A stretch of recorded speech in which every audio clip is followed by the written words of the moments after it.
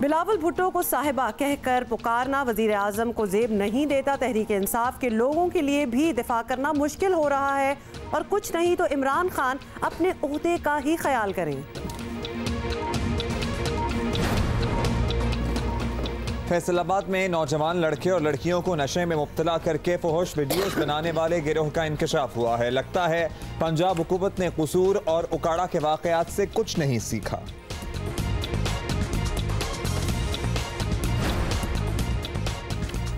और अब किसी दवा के लिए शहर भर के मेडिकल स्टोर छानने की जरूरत नहीं। आप घर बैठे 100% मयारी और असली दवा मंगवा सकते हैं।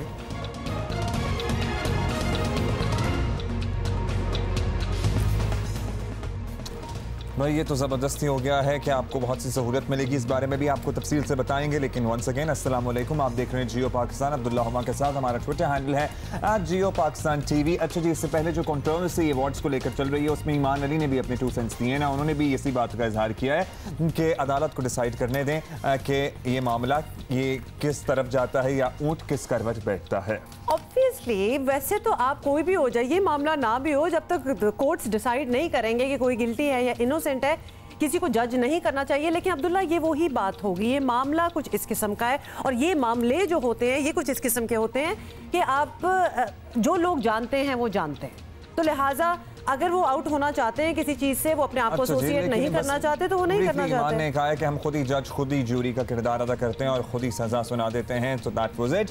अभी हम आगे बढ़ेंगे और top story of yesterday today and I hope कि ख़त्म हो जाए इधर और कोई माफिया शाफियाँ आ जाएं, लेकिन लगता नहीं है कि ख़त्म होने वाली है। जल्दी से आपको एक दफ़ा फिर बता दें कि बिलावल भुट्टो की मुखालफत में वज़ीर आज़म इमरान खान शेख रशीद के रंग में रंगते जा रहे हैं और अपने ओहदे के वक़ार का ख्याल करें।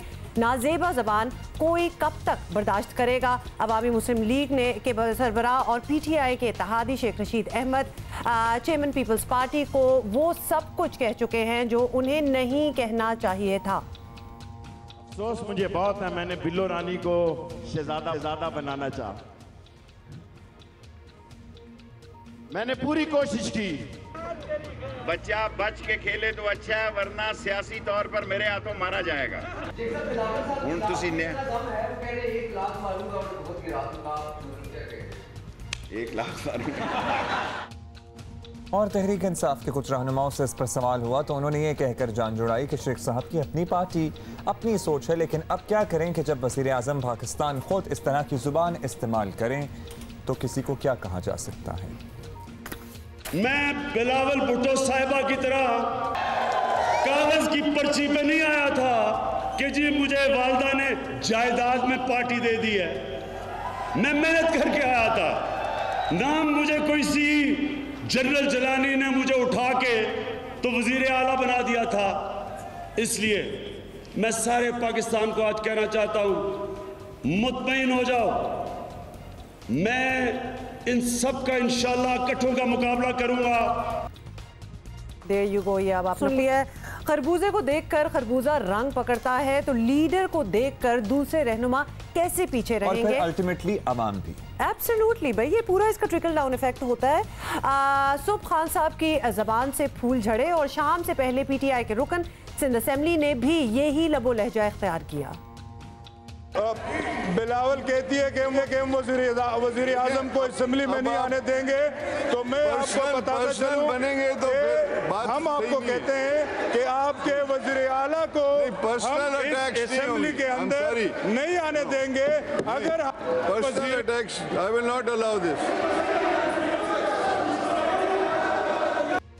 इतना अफसोस हुआ है ये सुन के, यही जब स्कूलों में बच्चों की लड़ाइयाँ होती हैं और इस किस्म के अल्फाज हुए होते हैं, अब आके उनको सबक सिखाने की कोशिश करते हैं, सिखाते हैं। जब लीडर ही ये बातें कर रहे होंगे तो बच्चों ने क्या सीखना है। मेरा ख्याल है कि अब स्कूलों में भी जरा एजुकेशन लेवल इतना बेहतर हो चुका है कि इस किस्म की लड़ाइयों में, इस किस्म के रिमार्क्स अगर कोई टीचर सुन ले तो वो ज़रूर टोकते हैं कि किस तरह की लड़ाइयाँ हो रही हैं। इससे पहले आपको बता दें कि सिंध असेंबली में ही बिलावल भुट्टो जरदारी को डिफेक्टेड लीडर भी कहा गया। इमरान खान की जानिब से बिलावल को साहिबा कहने पर जहां बिलावल और उनकी पार्टी ने रद्द-ए-अमल दिया, वहीं शहबाज शरीफ और मरियम समेत दीगर सियासी रहनुमाओं ने भी सख्त अल्फाज में इसकी मजम्मत की है। बिलावल का ट्वीट भी आपने देखा होगा जो उन्होंने किया। इसी पे ज़रा बात कर लेते हैं। सीनियर सहाफ़ी तज्ज़ियाकार प्रोग्राम कैपिटल टॉक के मेज़बान हामिद मीर साहब ने हमें ज्वाइन किया है। मीर साहब, आपकी राय भी चाहते हैं, आपका ओपिनियन भी चाहते हैं। वज़ीर आज़म बिलावल भुट्टो को साहिबा कहकर आप पुकार रहे हैं और इस सतह की बातें तो शेख रशीद साहब करते थे, इमरान खान को क्या हो गया है? उन्होंने बिलावल को साहिबा कहा है तो इस पर उनके जो तर्जुमान है नदीम अफजल चंद साहब, वो ये दावा कर रहे हैं कि ये स्लिप ऑफ टंग है। ज़ाहिरी बात है, मैं ज़ाती तौर पे समझता हूँ कि ये स्लिप ऑफ टंग नहीं है, लेकिन क्योंकि अब चंद साहब बड़े ज़िम्मेदार आदमी हैं तो हम यकीन कर लेते हैं कि ये स्लिप ऑफ टंग है। लेकिन अगर कभी आइंदा ये स्लिप ऑफ टंग होगी तो फिर यकीनन नदीम अफजल चंद साहब जो हैं उनको फिर अपने इस ओहदे पे नहीं रहना चाहिए। और एक बात मैं ज़रूर कहूँगा कि ये जो किसी को मर्द को साहिबा कहना है, इससे उस मर्द को तो फ़र्क नहीं पड़ता, लेकिन इससे ये एक तासुर मिलता है कि जो शख्स किसी मर्द को साहिबा कह रहा है वो दरअसल मर्दों को बहुत सुपीरियर समझता है और ख़वातीन को इन्फीरियर समझता है, यानी मर्द को बरतर समझता है और औरत को कमतर समझता है। तो मैं तो यही कहूँगा कि शौकत खानम भी साहिबा थी और बहुत अजीम खातून थी और इमरान खान साहब ने उनके नाम पे कैंसर हॉस्पिटल बनाया, बहुत अच्छा किया। इसी तरह जमैमा खान भी साहिबा हैं और उनकी मैं इसलिए बहुत इज़्ज़त करता हूँ कि अगर जमैमा खान साहिबा जो हैं वो जब इमरान खान के ख़िलाफ़ नाअहली की दरख्वास्त ज़ेर समाअत थी सुप्रीम कोर्ट में और सुप्रीम कोर्ट ने कुछ उनके पुराने खाते और हिसाब किताब मांगा था, इमरान खान साहब के पास कोई हिसाब किताब नहीं था, तो जमैमा खान साहिबा ने इमरान खान साहब को दौड़ भाग करके बड़ी मेहनत से वो तमाम पुराना रिकॉर्ड इकट्ठा करके दिया। तो इमरान साहब इस दुनिया में आए तो एक साहिबा की वजह से, और आज अगर वज़ीर आज़म हैं और सियासत में वो सर्वाइव कर रहे हैं तो एक साहिबा की वजह से। बिल्कुल सही कह रहे हैं। He actually does owe a lot of women in his life, तो फिर तो ये कहना बिल्कुल नहीं बनता। I guess most of us men owe a lot to the women in our lives. अभी मीर साहब आप ये भी बता दीजिए कि शेख रशीद को तो समझाया नहीं जा सकता, जाहिर है ये बात तो तय है, लेकिन वज़ीर आज़म का मर्तबा और ओहदा ऐसा है कि उन्हें अपने अल्फाज पर गौर करना चाहिए।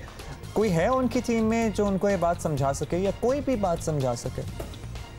देखिए, मैंने पहले भी अर्ज़ किया कि इमरान खान साहब की काबीना में जब इस तरह की बात हो रही थी तो कुछ लोगों ने उनको ये कहा कि आप इस तरह की बात ना करें। इमरान खान साहब से आप बहुत सा इख्तिलाफ कर सकते हैं, उनकी पार्टी से इख्तिलाफ कर सकते हैं, लेकिन उनकी ये एक अच्छी जो एक खसूसियत है, क्वालिटी है, वो ये है कि उनकी काबीना में बहुत खुल के बात होती है। और जब इमरान खान साहब काबीना के इजलास में बिल्लो रानी का जिक्र कर रहे थे और इशारा उनका बिलावल की तरफ था, तो एक जो उनके साथी हैं उन्होंने उनको कहा सबके सामने कि आपको ऐसा नहीं कहना चाहिए। तो मैं समझता हूँ कि ये एक अच्छी बात है, ये एक उम्मीद की किरण है।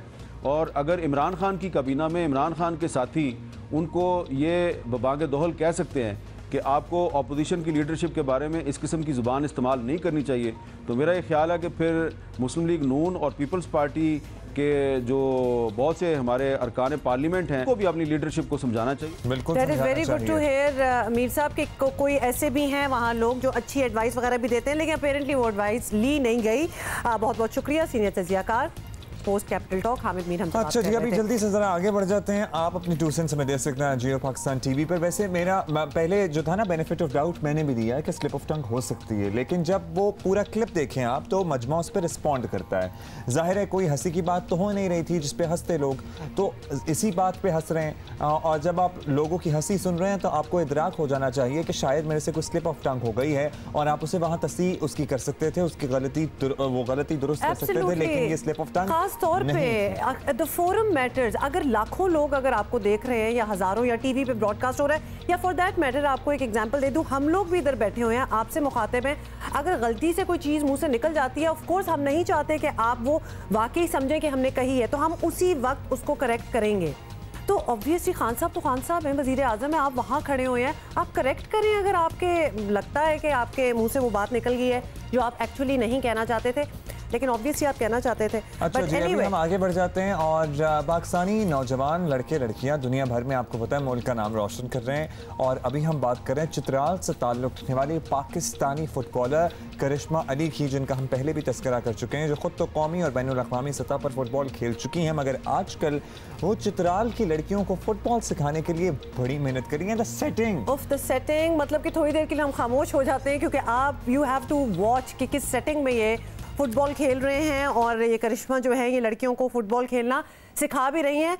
जल्दी से आपको बता दें कि करिश्मा ने पिछले साल चित्राल में मकामी लोगों की सख्त मुखालफत और धमकियों के बावजूद लड़कियों के लिए एक फुटबॉल क्लब खोला है, जो कि शहर से काफ़ी दूर है, बल्कि इतना दूर है कि आपको बताते हैं फुटबॉल सीखने के लिए लड़कियां तकरीबन 4 घंटे तक सफ़र करके ग्राउंड तक पहुंचती हैं। And as you can see in the clips वो पहुंच जाती हैं, उनको कुछ नहीं रोक सकता वहां जाने से।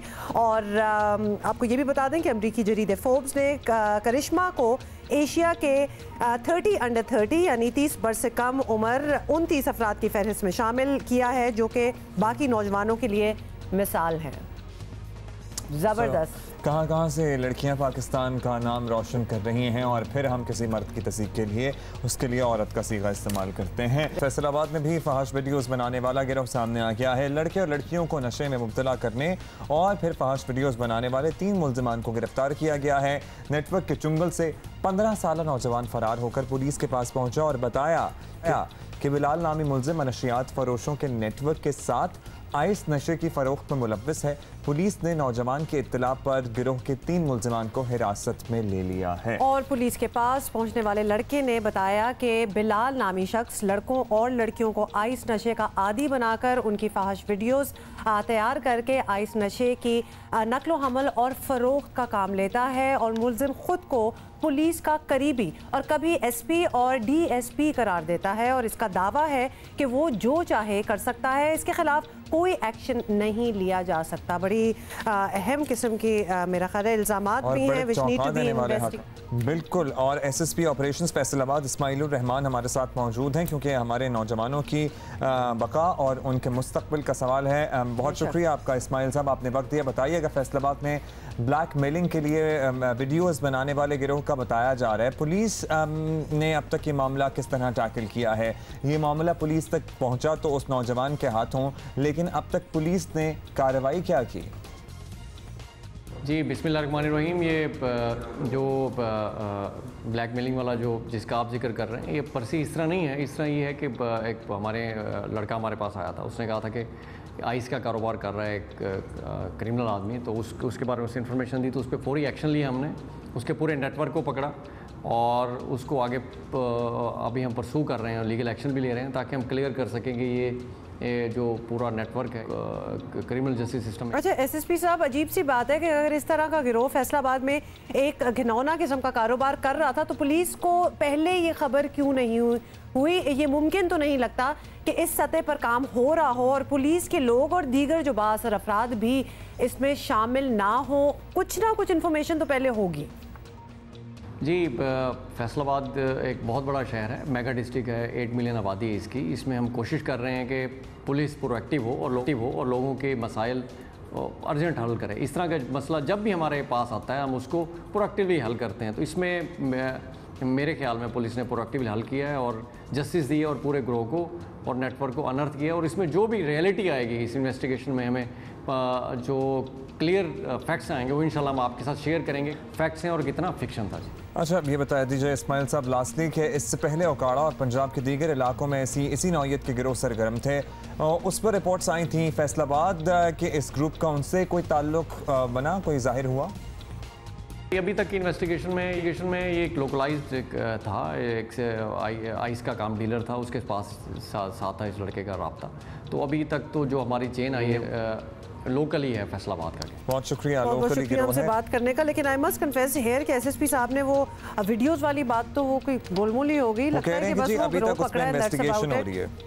चलें ठीक है, ओके, हम भी छोड़ेंगे नहीं, इस चीज़ पे हम लगे रहेंगे and we will find out actually what happened. Abdullah, एक और चीज़ लगता है कि पंजाब पुलिस की यूनिफॉर्म बदल गई है। पंजाब पुलिस की यूनिफॉर्म अपनी काफ़ी अरसे से बदली हुई है, लेकिन ये वाली मैंने लाइक इट्स अ वेरी खाकी टाइप, ये मैंने पहले देखी नहीं थी और एसएसपी साहब को देख के मुझे अंदाज़ा हुआ कि it's a different uniform. Alright, let us move on now. और हाई टाइम की यूनिफॉर्म बदल ली जाए, क्योंकि जो टेम्परेचर्स हमारे यहाँ होते हैं उसमें काली कमीज पहन के आप बाहर ड्यूटियां कर सकते हैं। अट्रैक्टिंग वो सारी गर्मी एंड दैट हीट। अच्छा जी, कराची के रहने वाले बड़े बखूबी जानते हैं कि यहाँ पर जब हम कराची शिफ्ट हुए थे लाहौर और इस्लामाबाद से, तो हम बड़े हैरान हुए थे कि ना इस शहर में कोई किसी बेकरी की चेन हमें नहीं नजर आती थी, चेन उस तरह नहीं नजर आती थी जो कि अब कुछ बन गई हैं, और ना हमें किसी फार्मेसी की उस तरह चेन जिसकी हर इलाके में एक ब्रांच हो वो नजर आती थी। लेकिन अब yes things are definitely changing, और शायद वी वर आल्सो हम यूज्ड टू थे उस चीज़ के, तो हमें अंदाज़ा हुआ वो चीज़ नहीं नज़र आ रही। अपेरेंटली और भी लोग थे हु फेल्ट द सेम। बीमारी और इलाज हम सब की ज़िंदगी का हिस्सा है और हम सब इस मरहले से गुजरते रहते हैं, लेकिन अक्सर देखा गया है कि मार्केट में दवाएं दस्तयाब नहीं होती। कराची जैसे सबसे बड़े शहर में भी मतलूबा दवा ना मिलने का मसला रहता है, और फिर दवाएं महंगी मिलती हैं और ख़रीद भी लें तो ये यकीन नहीं आता अक्सर कि ये असली हैं या नकली हैं, तो ये डाउट भी रहता है। इसी चीज़ को सामने रखते हुए कराची में दवागो ने अपनी सर्विस शुरू की है। ये फार्मेसीज़ की एक चेन है, चेन का आप जिक्र कर रहे थे तो लो जी इधर चेन भी आ गई, जिसके कराची में कई स्टोर्स हैं। दवागो आपको होम डिलीवरी की सहूलत भी देता है, और सबसे अहम बात यह है कि मयार की गारंटी है, और अब दवागो का दायरा जो है वो हैदराबाद समेत मुल्क के दीगर शहरों तक भी फैल रहा है। इसके फाउंडर और CEO इरफान अहमद खान साहब ने हमें ज्वाइन किया, उन्हें खुशामदीद कहते हैं। इरफान साहब, सबसे पहले तो मुबारक हो आपको, ज़बरदस्त इनिशिएटिव है, क्योंकि इसकी कमी बड़ी महसूस कर रहे थे कराची में रहने वाले, और पर्टिकुलरली जो दुनिया के किसी और हिस्से या इसी मुल्क के किसी और हिस्से से आए हैं उन्हें कमी नज़र आती थी। आपकी इस चेन ऑफ फार्मेसीज जिसका नाम है दवागो, बाय द वे नाम कैसे कंसीव हुआ, यहीं से शुरू अच्छा नाम है ये? बस रिसर्च के बाद हमने तय किया कि एक ऐसा लोकल नाम हो जो रिफ्लेक्शन हमारे मज़हब के साथ भी हो, टेक्नोलॉजी के साथ भी हो, तो ये एक ऐसी कॉम्बिनेशन बन गया है जिसमें दवागो भी है, दवाई ऑन द गो भी है, तो वो सारी सिमुलेशंस जो हैं इस नाम के अंदर available. Very very smart thinking, और ख़ास तौर पे वो आपके साथ एकदम हुक कर जाता है और आपको याद भी रहता है। What's so different about Davaago? मतलब फार्मेसीज तो हैं, इतना बड़ा शहर है, भरी हुई हैं फार्मेसीज, तो यहाँ लोग क्यों जाएं? आई थिंक कराची में दो बड़े मसाइल हैं हमारे। एक तो आपका जो केमिस्ट का इंफ्रास्ट्रक्चर है, कहीं भी टेम्परेचर की कंप्लाइंस नहीं है, और एक्सपर्ट्स कहते हैं कि दवाई को अगर 25 डिग्री से ज़्यादा टेम्परेचर पर रखें तो उसकी एफिकेसी ख़राब हो जाती है। तो आपको पता है कि आजकल कराची का 35-40 डिग्री टेम्परेचर है, और जो दुकानें हैं उनको 2 डिग्री और बढ़ा लें अंदर और ज़्यादा टेम्परेचर होता है, तो वो 2 महीने जो दवाई पड़ी रहेगी तो उसकी कोई तासीर नहीं रहेगी। दूसरी बात यह है कि सोर्सिंग में भी बहुत मसाइल हैं। हमारे यहाँ सेकेंडरी मार्केट है जहाँ फेक ड्रग्स की इन्फिल्ट्रेशन है, और तीसरी बात यह है कि हमारे यहाँ जो पर्सन डिस्पेंस कर रहा है हमारे कन्वेंशनल चैनल पे वो क्वालिफाइड नहीं है। वो एक अंदाजे के मुताबिक सेक्रेटरी हेल्थ सिंध ने कहीं कोट किया था कि एक बड़ी तादाद में वफ़ात होती हैं लोगों की कि डॉक्टर लिखता कुछ है और दुकान वाला देता कुछ है। वो सेल्समैन है, वो फार्मासिस्ट नहीं है, इसीलिए गलत दवाएं दे रहा है। सो हमने क्या किया, हमने इन पेन पॉइंट्स को एड्रेस करने की कराची के अवाम और जहाँ जहाँ हम जा रहे हैं, हैदराबाद में इंशाल्लाह जा रहे हैं अगले हफ्ते, तो हम उनको एड्रेस कर रहे हैं। हमारी पूरी वेयर हाउस से लेके लॉजिस्टिक इंफ्रास्ट्रक्चर एंड स्टोर सारी टेम्परेचर कंप्लाइंट। सर ये तो ज़बरदस्त बातें हो गई। एक क्विकली आपने बताना है डिलीवरी वाला फीचर क्या है, और आप ब्रेक से पहले हम बात कर रहे थे कि बहुत सी ख़वातीन हैं, बच्चियां, यंग गर्ल्स जो फार्मेसी करती हैं और फिर आपके पास अब जॉब। जी मैंने जिस तरह बता रहा था कि 60% of our pharmacist are female. ये बच्चियां middle income, lower middle income से आती हैं, और आज माशाल्लाह 4 स्टोर्स हैं 13 में से जिनकी मैनेजर फीमेल फार्मासिस्ट हैं। So this gives me lot of satisfaction कि हम उस 50% पॉपुलेशन को साथ ले आए हैं। मैं आपको बताऊं, हमने मई लास्ट ईयर में पहला ट्रेनी बैच हायर करने की कोशिश की, तो हमारे पास 15-16 लोग आए। ज़्यादा बच्चियाँ थी और बच्चियों को बैठने के लिए हमारे पास जगह मुनासिब थी, बट हर एक के साथ किसी के साथ एक पेरेंट आया था, किसी के साथ 2 पेरेंट आए थे।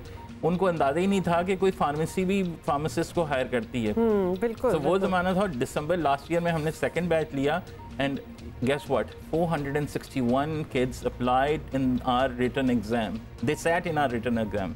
सर आपका हमें वक्त की डिलीवरी का मैं बता दूं। बिल्कुल जी, मैं बल्कि जल्दी से बता देती हूँ, होम डिलीवरी भी आप करवा सकते हैं। कोई दवाइयाँ हैं, आप बीमार हैं, आपको जाने की ज़रूरत नहीं है, यू कैन कॉल, और 300 रुपए का ऑर्डर तक होता है, उसके बाद यू कैन। उसके अलावा if you go to their pharmacy Davaago, जब आप जाएंगे तो फ्री में एनीबडी हु वॉक्स इन उसका बीपी चेक होगा, BMI and blood sugar level. तो लिहाजा ये चीज़ें भी आपको मुफ्त में फराहम हो रही हैं। तो ये तो बेसिक टेस्ट आपके इधर ही हो जाएंगे फार्मेसी में। और दिन में 10 दफा भी जाएं तो आपको मना नहीं करेंगे कि आप क्यों बार बार बीपी चेक कराने आ रहे हैं। सो और ये जो एक शक होता है कि ये ऑथेंटिक दवाई है, नहीं है, ये जाली तो नहीं है, इससे तो आप अपना ना बिल्कुल क्लियर हो जाएंगे, टेंशन फ्री हो जाए। अच्छा जी, अभी हम आगे बढ़ेंगे और आज आपको साथ ही ये भी बता दें कि मलेरिया की रोकथाम और इसके खिलाफ आगाही का आलमी दिन मनाया जा रहा है। वर्ल्ड हेल्थ ऑर्गेनाइजेशन के मुताबिक दुनिया में सालाना 4 लाख से ज़ायद अफराद मलेरिया से हलाक हो जाते हैं। ये बीमारी मच्छर के काटने से होती है। 2017 में 21 करोड़ से ज़ायद मलेरिया के केसेस दुनिया भर में सामने आए थे और अफ्रीका के जनूबी ममालिक को इस बीमारी का गढ़ समझा जाता है। 90% से ज़ायद मलेरिया के केस इसी खित्ते से सामने आते हैं और पाकिस्तान में सालाना 3 लाख से ज़ायद मलेरिया के केसेस अस्पतालों में रजिस्टर भी होते हैं। सिंध और बलूचिस्तान के दही और शहरी इलाके पाकिस्तान में सबसे ज़्यादा मलेरिया से मुतासरा इलाकों में शुमार होते हैं। अंदाज़ा करें, वैसे मुझे भी नहीं पता था। अपने घर, गली और मोहल्ले को साफ सुथरा रखकर मच्छरों की अफजाइश को रोका जा सकता है। So there you go and you have to do that. Cleanliness is the only thing जिससे आप अपना बचाव कर सकते हैं। और आपको बताएं कि असद उमर खामोशी से गए थे, चौधरी सरवर ऐसे नहीं जाएंगे। हुकूमत और अपने मुखालफीन को वाज़े पैगाम दे दिया है। लगता है कि वज़ीर आला पंजाब की छुट्टी हुई तो गवर्नर पंजाब का ओहदा साथ ही खाली हो जाएगा। और गवर्नर पंजाब चौधरी मोहम्मद सरवर का कहना है कि अगर फैसलों में उनसे मुशावरत की जाती तो तहरीक इंसाफ को पंजाब में 2/3 अक्सरियत मिल सकती थी। और उनका कहना था कि ओहदे से नहीं, लोगों से प्यार करता हूँ।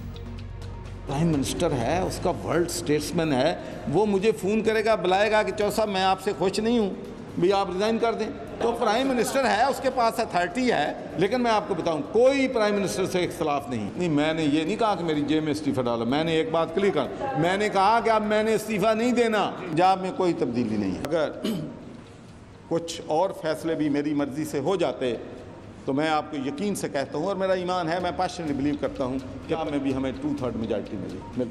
स्पीकर पंजाब असम्बली कहते हैं कि वो पूरी तरह वज़ीर आला उस्मान बुज़दार के साथ हैं।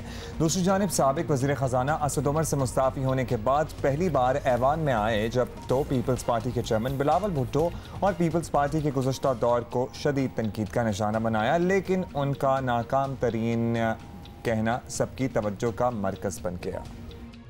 बिलावल साहब, आपकी हुकूमत के अंदर तो 4 सूरमा वज़ीर ख़जाना बदले, एक एक सूरमा भेजते गए, एक एक नाकाम होता रहा, एक एक घर जाता रहा।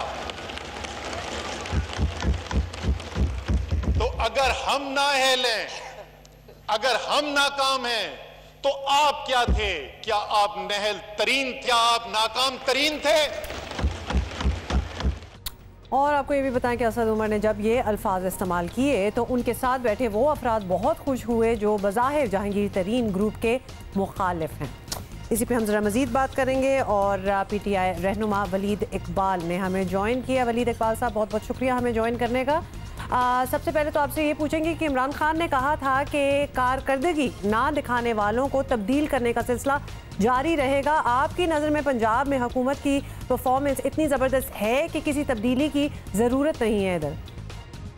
मेरी नज़र में इस पे अभी थोड़ा सा अपना काबिल वक्त है कोई ऐसा तबसरा करना कि जी वो कोई ज़बरदस्त है या कोई अपनी उस पर पूरा नहीं उतर रही जो उससे असाइनमेंट या टास्क दिया गया है।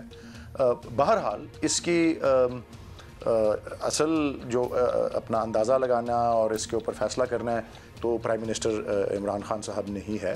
और जो उनके इस बारे में तासुरात हैं, जो उन्होंने कैबिनेट में जो वफाकी काबीना में तब्दीलियों के अगले रोज़ उन्होंने जलसा आम में किया था, उससे तो वाज़े तौर पे यह अख़ज़ किया जा सकता है कि वो वज़ीर आला पंजाब और पंजाब की हुकूमत और पंजाब में जो सरकारी सरगर्मियां हैं उसके हवाले से अभी वक्त देना चाह रहे हैं। और वो उन्होंने क्लियरली ये मुखातिब करके नाम लेके चीफ मिनिस्टर से ये बात जो है उनको ताकीद की है कि वो अपनी टीम की कारकर्दगी को मॉनिटर करें, निगाह रखें और जायज़ा लेते रहें। सो मैं समझता हूँ कि तसल्ली बख्श फैसला हो रहा है। पाकिस्तान मुश्किल दौर से गुजर रहा है, तो मुश्किलात का सामना तो लोगों को है, लेकिन मैं तसल्ली बख्श है। मैं अपनी राय, अगर मैं मुझसे आप मांग रहे हैं मेरी जाती राय, तो सब तसल्ली बख्श नजर आता है। बहुत ईटीआई के रहनुमा वलीद इकबाल हमारे साथ मौजूद थे। अच्छा जी, जल्दी से एक बात कर लें और फिर बहुत सी बातें हमने करनी है कि आपको पता है कि सुबह हमने बात की, खान साहब ने मैं बाय द वे कोई चीज़ निकाल रहा हूँ इसलिए आप हाँ मैं बताती हूँ ना, मैं प्रीएम्बल तो दे दूँ। तो खान साहब ने वो बिलावल भुट्टो जरदारी को साहिबा कह दिया और उसके साथ बहुत सी और चीज़ें हमने कहीं कि प्लीज़ ऐसे किसी को डिग्रेड ना किया जाए। तो हमें किसी का फैसल फारूक, आपके हमें आते रहते हैं वैसे तो मैसेजेस वगैरह, तो फिर आपने ये लिखा है कि ये मीडिया को क्या हो गया है, अब किसी को साहिबा कह रहे हैं तो आप लोगों को खुश होना चाहिए कि हम तारीफ कर रहे हैं। फैसल साहब, आपको जब कोई बात कर रहा होता है तो उनका लहजा, उनकी कॉनोटेशन, वो किस मकसद से कह रहे हैं, मतलब आप कैसे इग्नोर कर सकते हैं कि जी किसी को साहिबा कह दिया तो आपको क्यों ये गाली लगना स्टार्ट होगी? भाई आपने देखा था किस अंदाज में उन्होंने कहा था, क्योंकि जिस जुमले में कहा गया था वो किसी की तस्वीर को तस्लील करने के लिए किया गया था। और एक बात यहाँ पे जरूर करना चाहता हूँ कि लीडर सबके होते हैं, सब किसी को लीडर मानते हैं, बाद लोग नहीं भी मानते। लीडरान इंसान होते हैं, उनकी कुछ बातें अच्छी होती हैं, कुछ बातें बुरी होती हैं, बहुत सी बातें अच्छी हो सकती हैं, कुछ बातें बुरी हो सकती हैं, या इसका कोई भी इक्वेशन हो सकता है। लेकिन इसका मतलब ये नहीं है कि आप लीडर की हिमायत में इस हद तक आगे बढ़ जाएं आपको नजर ना आए, आप मंतक और लॉजिक से कोसों दूर निकल जाएं। Nothing is just black and white except of course the clothes that I'm wearing, लेकिन बिल्कुल उसमें ग्रे टोन्स होती हैं। कोई कंप्लीटली बुरा या कंप्लीटली अच्छा नहीं होता, अच्छाइयाँ बुराइयाँ सब में होती हैं। It is good two point it out कि जब कोई चीज़ सही ना हो तो उसको पॉइंट आउट करें, और जब अच्छी हो तो ज़रूर पॉइंट आउट करें, अच्छी हो तो तारीफ करें, खुल के करें। लेकिन जब बुरी हो और ख़ास तौर पे उसका इतना ट्रिकल डाउन इफेक्ट हो रहा हो सोसाइटी पे और होने का डर हो तो कहें, कॉल इट आउट। तो लिहाजा आपकी ये सजेशन तो हमें मिली, बट आप में कितना दम है और आप में कितनी डेप्थ है, और आप एक इंडिविजुअल हैं, इसको भी जाहिर करता है। तो आपकी अपनी भी कोई शख्सियत है, आप सिर्फ किसी को मानने वाले और सिर्फ किसी के फॉलोअर तो नहीं हैं। आपका अपना भी एक नाम है, आपका अपना भी एक किरदार है, आप खुद भी एक इंसान है। चलिए, समझ तो आपको आ गई होगी। लेट अस मूव ऑन और इस घंटे की टॉप स्टोरीज। पंजाब में इख्तियारात के कई मराकज़ की बातें तो हो रही हैं, लेकिन खैबर पख्तूनख्वा के हालात भी मुख्तलिफ नहीं। उस्मान बुज़दार की तरह महमूद खान भी कई ताकतवर सियासी शख्सियात में फंसे हैं। दवाएं 300 गुना महंगी हुई, गैस के बिल भी जानबूझकर ज्यादा भेजे गए, स्कैंडल खुद हुकूमत सामने लाई, तहकीकात करना और जिम्मेदारों को सजा देना भी हुकूमत ही का काम है।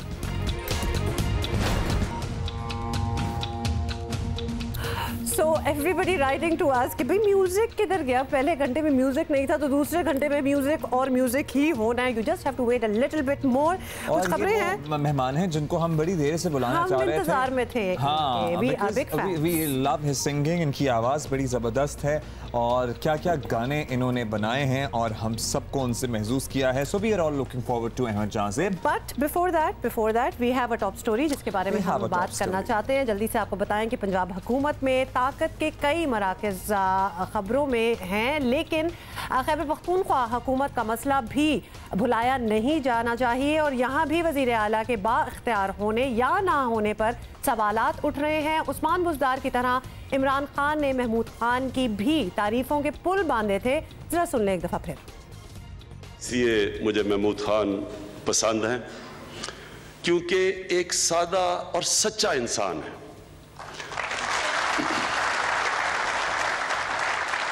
और दूसरा मुझे महमूद खान की ईमानदारी के ऊपर पूरा एतमाद है। जितना भी अक्लमंद आदमी हो, अगर वो ईमानदार नहीं, दयानतदार, उसकी अकल का कोई फायदा नहीं।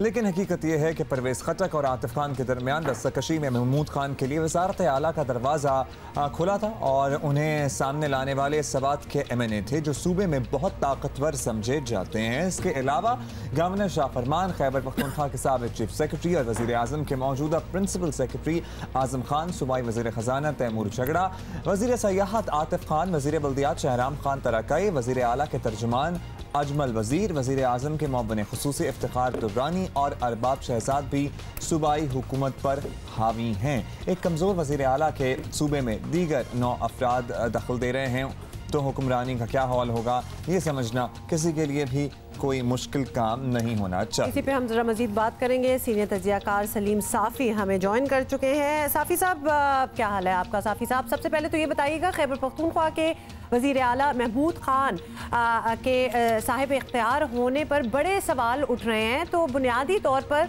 यहाँ मसला क्या है, आपको क्या लग रहा है?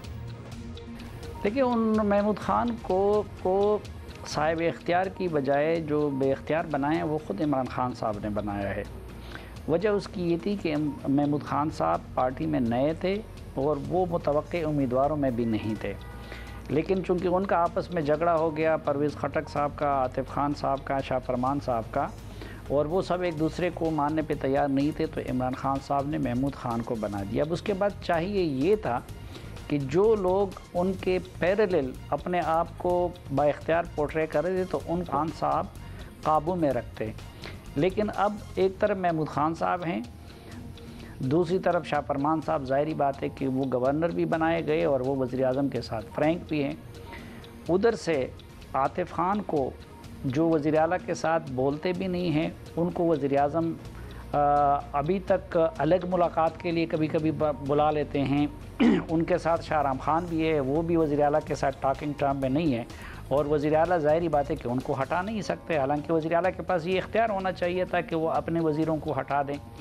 फिर ये है कि साथ यहाँ पे मरकज़ में जो साबिक़ चीफ सेक्रेटरी थे अरबाब शहजाद साहब, उनको वज़ीर आज़म साहब ने यहाँ अपने साथ बिठाया हुआ है।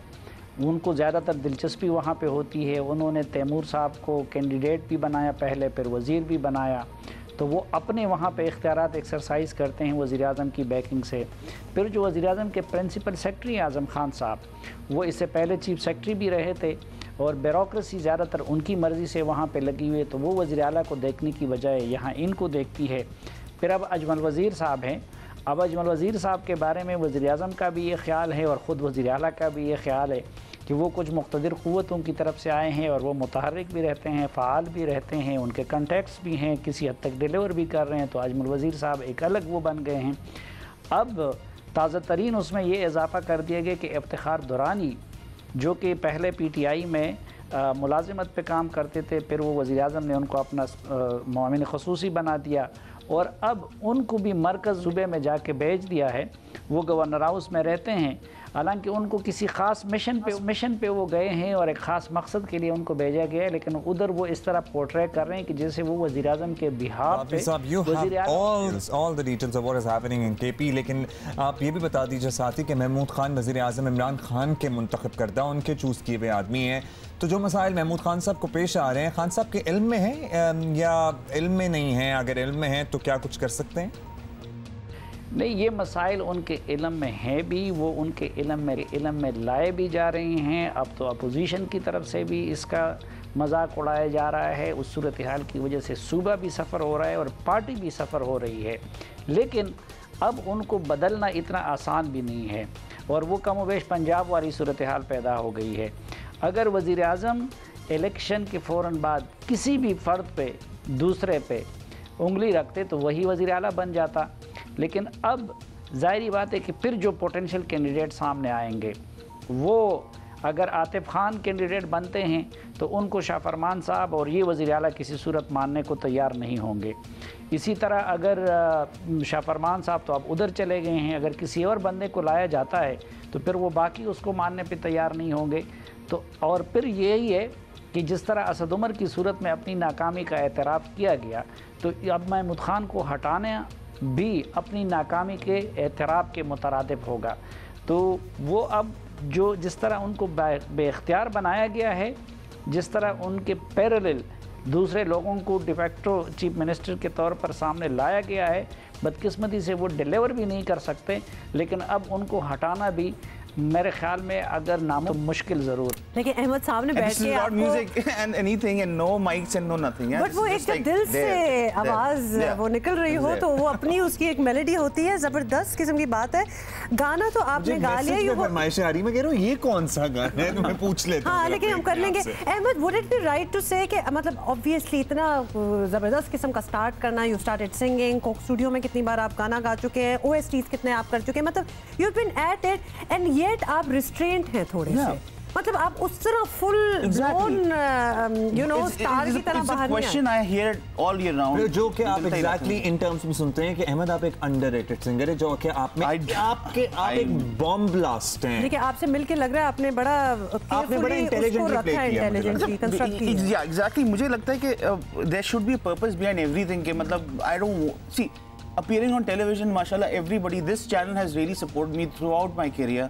I would like to say that on here because this channel supports everybody who's talented. But still, you know, a lot of things like Veer Saab has been there for me all the time throughout this whole career of mine. बड़े projects हम लोगों ने साथ किए. The thing is कि I think कि मुझे सिर्फ टीवी पे आने का शौक नहीं है, क्योंकि टीवी पे तो आ जाएंगे, बट कहने का मतलब यार, आप एल्बम, आजकल दौर नहीं है एल्बम का, इस सोसाइटी में जो अभी चल रही है chaotic, फुल chaos हर जगह, म्यूजिक कैसे पनपता है, हम लोग सोशल के ऊपर अपने आप को निकाल देते हैं, ना कोई टीवी चैनल है इस टाइप का जो म्यूजिकल हो, सपोर्ट नहीं है, जाहिर है बंद हो, हम लोग कहाँ अपने आप को एयर करें, हमारी वीडियोस हम 14-15 लाख रुपए खर्च करें उसके ऊपर, उसका एंड क्या रिजल्ट निकलता है कि nobody is watching it that constantly, they not focused around, you know, बहुत सारी चीज़ें। अभी थोड़ी सी हालात, हर चीज़ ज़रा बेहतर होती है ना, तो एंटरटेनमेंट हमारी खुद ब खुद ही ब्लॉसम करना शुरू कर जाती है। जब हालात थोड़े से इधर उधर होते हैं, हर चीज़ बिल्कुल डीफोकस होके एक केओस की तरफ लग जाती है। सालों बाद तो ये हमारे साथ कॉन्स्टेंटली हुआ है, कॉन्स्टेंटली पिछले 7-8 साल 10 साल से music industry was shining like anything, but recession आया, पूरी इंडस्ट्री म्यूजिक की खत्म हो गई। और फिर वो हालात थे जब कॉन्सर्ट नहीं कर सकते। अब आपको पता है स्क्रैच से खड़ा होना बड़ा अजाब होता है। अच्छा, लेकिन अहमद से हमने ये भी पूछना है कि आजकल जो यंगस्टर्स हैं, मतलब सोशल मीडिया का ऑब्वियसली दौर है, कोई प्रोडक्शन हाउस, कोई चैनल, किसी का इंतजार ही नहीं करना, हम गाएंगे और हम ऑनलाइन डाल देंगे। इस पे हमने बात करनी है Ahmed, but we are going to hold you on that. एक और खबर है जिसके बारे में हम जरा आपको आगाह कर दें, हमारे गेस्ट भी इंतजार कर रहे हैं उस पर, उसके बाद अहमद से हम बात करते हैं। जनाब, बताना आपको यह है कि दवाओं की कीमत का मामला एक तरफ, गैस के इजाफी बिलों का कजिया दूसरी तरफ। तहरीक इंसाफ की 8 माह की हुकूमत में 2 बड़े करप्शन स्कैंडल सामने आ गए हैं। सामने लाने वाली भी तहरीक इंसाफ खुद ही है। वज़ीर आज़म को मावन खुसूसी बराए इत्तलात फिरदौस आशिक आवान का कहना है कि साबिक वज़ीर सेहत आमिर कियानी को करप्शन की वजह से नहीं, कोताही की वजह से हटाया गया, जबकि वज़ीर पेट्रोलियम गुलाम सरवर खान को गैस के बिलों में जानबूझकर रद्दोबदल की वजह से हटाया गया है। डाका डला, फज की गई आपकी बिलिंग को जानबूझ के ऊपर नीचे स्पाइक्स करके कंप्यूटर के अंदर फिगर्स के साथ खेला गया। अगर हम सब उससे मुतमईन होते, प्राइम मिनिस्टर को आपके दर्द और तकलीफ का एहसास ना होता, तो वहाँ मिनिस्टर चेंज ना होते। और आपको जल्दी से ये भी बता दें कि इन इल्ज़ामात पर आमिर कियानी ने बज़ाहिर बोझल जो है वो बोझल ऑब्वियसली वजाहतें, बिल्कुल उन्होंने वजाहतें भी दी हैं। हाँ, आपका रहता है इसलिए आपको ज़्यादा पता होगा, बट खैर उन्होंने वजाहतें तो दी हैं, लेकिन चौधरी गुलाम सरवर खान का लबो लहजा ज़रा नहीं बल्कि काफ़ी बदला हुआ है। बहरहाल आप कोई कुछ भी कहे, यह स्कैंडल तो खुद वफाकी हुकूमत के तर्जुमान ही सामने लेके आई हैं। अब शफाफ तहकीकात करके जिम्मेदारों को सजा भी देना हुकूमत का ही काम है। इसी पर जरा बात करते हैं कि हो क्या क्या सकता है। हमारे साथ पीटीआई रहनुमा सदाकत अली अब्बासी वेट कर रहे हैं, मौजूद हैं। अब्बास साहब, शुक्रिया आपका वक्त दिया। बहुत बहुत शुक्रिया अब्बासी साहब। सबसे पहले तो आपसे यही पूछेंगे कि आमिर कियानी और गुलाम सरवर की वजारतें क्या बदली, इनके खिलाफ करप्शन स्कैंडल सामने आ रहे हैं, आपकी हुकूमत ही ये मामला सामने भी ला रही है, तो लिहाजा लोगों को अगर ना भी पता हो, आपने बड़ी अच्छी तरह बता दिया आप लोगों ने, क्या इसी वजह से इन दोनों की वजारतें भी गई थी? देखिए जी, वजारतें तो बहुत सारे लोगों की गई हैं, और वो जैसे वज़ीर आज़म का इस्तेकाक होता है हमेशा से, इससे पहले माजी में भी रहा है कि वज़ीर आज़म अपनी टीम की थोड़ा बहुत रद्दबदल करते हैं। वजारतें तो बहुत सारे लोगों की आगे पीछे चेंज हुई हैं, लेकिन अगर कहीं पे कोई करप्शन का इल्ज़ाम लगा है तो पीटीआई जो है वो उसका और हमारी क़यादत का बड़ा सख्त मौक़िफ़ है इस पर।